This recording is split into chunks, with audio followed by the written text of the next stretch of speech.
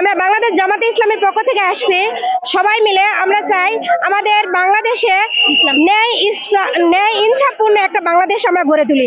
এই জন্য আমরা সবাই দাঁড়িপাল্লা মার্কা প্রতীকে সবাই ভোট দিতে চাই এবং আমরা দাঁড়িপাল্লাকে জয়যুক্ত করতে চাই এবং আমরা বাংলাদেশকে একটি ইনসাফপূর্ণ বাংলাদেশ গড়ে তুলতে চাই এবং ইসলাম যাতে আমাদের রাষ্ট্রে কায়েম হয় এটাই আমরা সবাই চাই। এই জন্য আমরা সবাই রাস্তায় বের হয়েছি। আমি কালায় আজকে এই বাংলাদেশ জামাতে ইসলামের নারী সমাজে এসে মানে গণসংযোগ যেই গণজোয়ার উঠেছে আমি সেখানে এসেছি, কারণ এখানে বিএনপির কিছু লোক বলেছিল যে হচ্ছে আমরা নাকি এই গণজোয়ারে আমরা পুরুষদের বুরকা পরে নিয়ে এসে আমরা এই গণজোয়ার করি। আমরা সেই ভুল মানুষের ভেঙে দিতে আমরা সকল নারী সমাজকে একত্র করে আমরা এখানে এসে দাঁড়িয়েছি।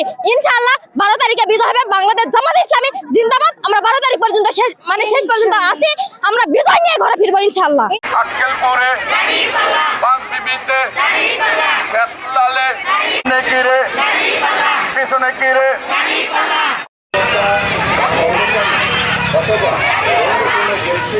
মাত্র 30% টাকায় জমির মালিক হয়ে নতুন বাংলাদেশের গড়ে তোলার স্বপ্ন দেখা বাংলা বসতি।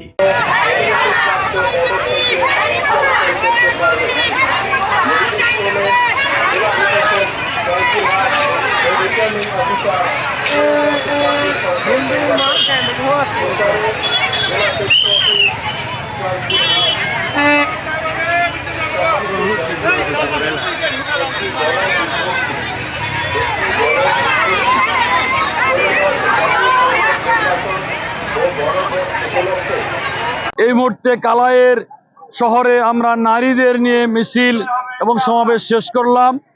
মূলত জামাত ইসলামের বিরুদ্ধে যে সারা দেশে অপপ্রচার চলছে, জামাত ক্ষমতায় গেলে নারীরা গৃহবন্দী হবে, তারই প্রতিবাদে এবং বিভিন্ন জায়গায় আমার নারীদের হেজাব ধরে টান দেওয়া হয়েছে, মায়ের পেটে লাথি মারা হয়েছে। এই অপমানের প্রতিশোধ বা জবাব হিসাবে জামাত ইসলামের কালায় একটি বিশাল নারীদের মিছিল এবং সমাবেশ হয়ে গেল। আমরা আগামী দিনে জামাতের কাছেই নারীরা আস্থা রাখতে চাই যে এই বাংলাদেশ জামাত ইসলামের কাছে নিরাপদ। এই জন্য তারা দাঁড়িপাল্লা প্রতীকে ভোট দিবে এবং আমাকে বিজয়ী করবে ইনশাআল্লাহ।